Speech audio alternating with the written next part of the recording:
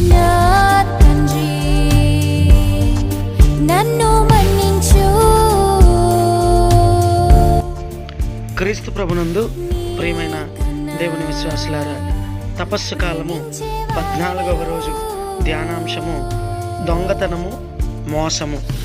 సీనాయి పర్వతంపై యావే దేవుడు మోసేకి ఇచ్చిన 10 ఆజ్ఞలలో దొంగతనం చేయరాదు అనే ఆజ్ఞ ఒకటి. ఈ లోకములో ఎక్కడ చూసినా ఈ రోజులలో పట్టపగలే దొంగతనాలు జరుగుతున్నాయి. నీతి నిజాయితీలు కరువై ప్రతి చోట మోసం ఎక్కువ అవుతున్నది. దీనికి కారణం మనిషి పాపానికి భయపడక స్వార్థంతో నిండిపోతున్నాడు. ప్రతిరోజు వార్తలలో ఎక్కడో ఒక చోట దొంగతనం జరిగిందని, అనేకమైన మోసాల గురించి చదువుతూ ఉన్నాం. దొంగతనము ప్రాణము తీయును, దుర్మార్గపు పనులు చేయువారు అసువులు కోల్పోవుతారు. సామెతల గ్రంథము 1:19. ప్రియమైనటువంటి దేవుని బిడ్డలారా, మరి దొంగతనం అనేది మహా పాపం. ఎందుకంటే కష్టపడి సంపాదించి అనుభవించింది ఆ ఆనందం వేరు. అలా కాకుండా ఈజీ వేస్, అంటే సులువైనటువంటి మార్గాల్లో మనం సంపాదించి మరి మనం సుఖపడాలనేది కరెక్ట్ కాదు అని దేవుని యొక్క వాక్యం మనకి తెలియపరుస్తూ, అదే విధముగా ప్రియమైనటువంటి దేవుని బిడ్డలారా, తల్లిదండ్రులను మోసం చేసి మరి పిల్లలు మరి ఏ విధంగా ఈనాటి జీవితంలో జీవనాన్ని కొనసాగిస్తున్నారో మనందరికీ తెలుసు. ప్రతి చోట కూడా తల్లిదండ్రులను మోసగించటం, బయటకు వెళ్ళే సమయంలో లేదా చదువుకునే సమయంలో మరి తల్లిదండ్రులు వారి మీద పెట్టిన నమ్మకాన్ని బొమ్ము చేస్తూ మరి వేరే ఇతరత్ర కార్యక్రమాల్లో పాలుపంచుకొని మరి తల్లిదండ్రులు మోసగించడం చూస్తూ ఉన్నాం.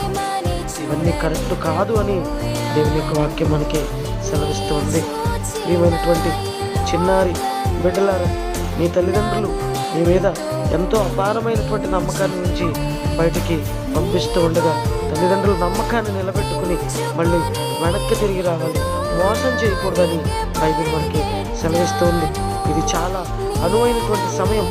మరి ఇటువంటి మోసాలకు పాల్పడే ప్రజలందరూ కూడా పశ్చాత్తాపపడి దేవుని సన్నిధికి తిరిగి వచ్చినట్ల దేవాతి దేవుడు మనల్ని క్షమించి మరి నూతన జీవితాన్ని వసగుతాడు.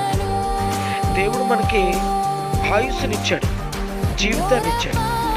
అనుక్షణము కూడా మరి మనం దేవుని యొక్క అనుగ్రహం ద్వారా ఈ జీవితాన్ని జీవిస్తూ ఉన్నాం. మరి అటువంటిప్పుడు దేవునికి ఇవ్వవలసినటువంటి సమయాన్ని కూడా మనం దొంగతనం చేస్తూ ఉన్నాం. అంటే విశ్రాంతి దినం అవ్వచ్చు, లేదా రోజువారీ జీవితంలో ప్రార్థనా సమయం అవ్వచ్చు, దేవునితో మనం సరిగా గడపట్లేదు. దేవునికి ఇవ్వవలసిన భాగాన్ని కూడా మనం ఇవ్వడం లేదు. మరి దీన్ని దేవుని నుండి మోసగించి మనం వ్యక్తిగత అవసరాల కోసం వాడుకుంటూ ఉన్నాం. ఫలితంగా దేవుని నుండి వచ్చే ఆశీర్వాదాలను కోల్పోతూ ఉన్నాం. కనుక దేవుని మన పొరుగు వారిని మోసగింపక నీతి నిజాయితీలతో జీవించడానికి ప్రయత్నం చేద్దాం. ఆత్మపరిశీలన చేసుకుందాం. దేవునికి ఇవ్వవలసిన సమయము అనగా ఆదివారము, అలాగే 10వ వంతు, అలాగే అనుదిన ప్రార్థనలు మరి మనం దేవునికి ఇస్తున్నామా లేదా? దేవుని ఎన్నిసార్లు మనం మోసం చేశాం? దొంగతనం వల్ల నష్టపోయిన వారు ఉన్నారా? మరి ఆత్మపరిశీలన చేసుకుని ప్రార్థన చేసుకుందాం.